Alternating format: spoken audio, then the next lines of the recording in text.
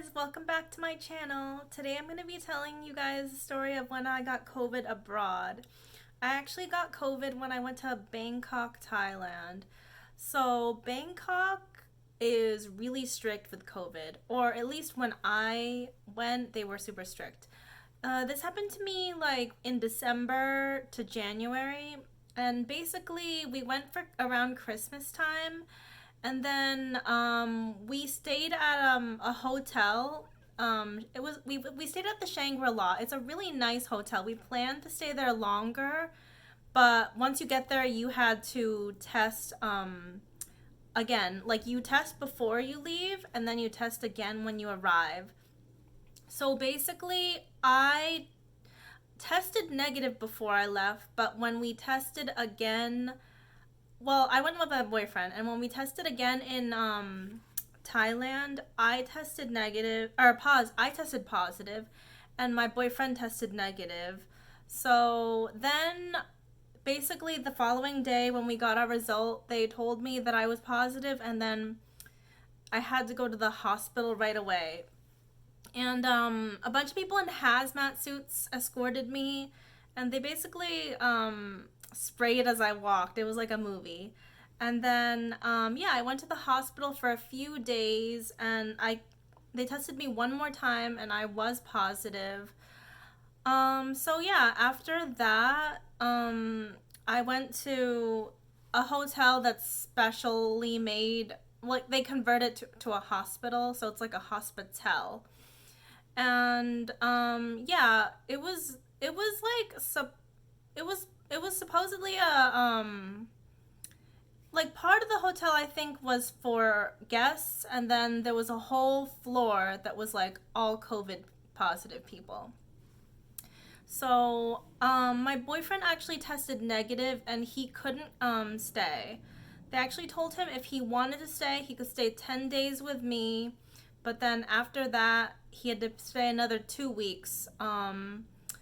Because if you test negative, but then you're with someone who's positive, they kind of like make you stay. You have to stay 2 weeks by alone if you were negative, but then the person that you were with was positive.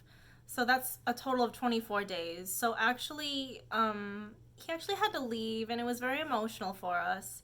But yeah, I mean, that's like a month, so who could really leave the job for a month, right? I understood why he had to leave, like he had no choice. But anyway, the experience was really, really bad. I kind of hated it. Well, yeah, I really hated it. And so even though we were staying, or I was staying in a hospital, it's not like staying in a hotel because you can never leave your room unless like the I think I left my room like twice to get like x-rays, but you pretty much stay in the room the whole time, and they would bring you food like breakfast, lunch, and dinner, but like for half the time I was in the hotel, they would always like give me food that I couldn't eat because I'm vegan. So I was spending a lot of money on the hospital, the original hospital I was in, and food from outside. So they eventually got it right, but for half the time I was getting food that I couldn't eat. And yeah, it was pretty bad. I was in basically, it sucked because when I came there for Christmas, that's how my Christmas went, and then I also came during New Year's, and my New Year's was alone, but I did see fireworks. But yeah, I don't know, it was like incredibly boring. The worst part really was that it was incredibly boring.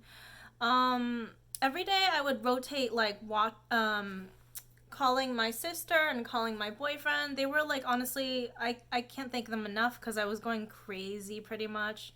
It was incredibly boring, and like I never really watched TV, didn't watch TV there. I watched YouTube though, but like um yeah, the TV was in Thai anyway, so I didn't understand it.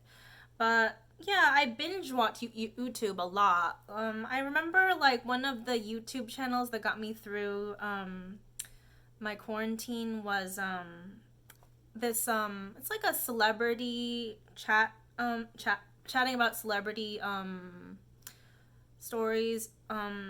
It's like his name is Sloan. Yeah, he really got me through my quarantine. It was really bad.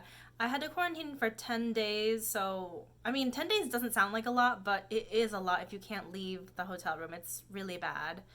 It was incredibly boring. I also read a Jessica Simpson book in one day, and I think that book was like, I don't know, it wasn't that short. I think it may have been almost 300 pages. But yeah, that was super interesting. I do recommend that book. I think it was great. Like I really was impressed by that book. Yeah, so by the way, like the first hotel that I stayed in was Shangri-La, but the second one was honestly I don't remember, but it was a different one. And yeah. I I would never do this sort of thing ever again because it was honestly like, I don't know, incredibly boring and felt like torture, honestly. So, I mean, also, not to mention, like, when I was there, it was extremely costly to, for all the hospitals, hospital, and then, like, all that. It was really costly. Like, all the COVID related things, I was reimbursed, but it cost me $5,000 up front. So it's extremely expensive. But then after that, I did have, like, some days to do stuff on my own afterwards, but not too much because, I had to go back to work also. I mean, honestly, I wouldn't have, like, if I were to go back, I wouldn't have done it, but I don't know. That's the story, basically. It was honestly, like, terrible, and I don't even know how people voluntarily do quarantine. Yeah, I don't know. I mean, I thought I would share this story though. So like I can't stress this enough. You really need the travel insurance nowadays. I mean, well, I don't know about now because COVID's not as bad, but I personally do think it's really important. Yeah, I've been going on other trips too, and I pretty much always get the travel insurance. I think it's really important. After what happened to me, I never want that sort of thing to happen to myself again, or either anyone really. It's it's awful. So yeah, I mean, this is not a happy story, but I thought I'd share. So I mean, thank you guys for watching, and I hope you enjoyed this video. Bye.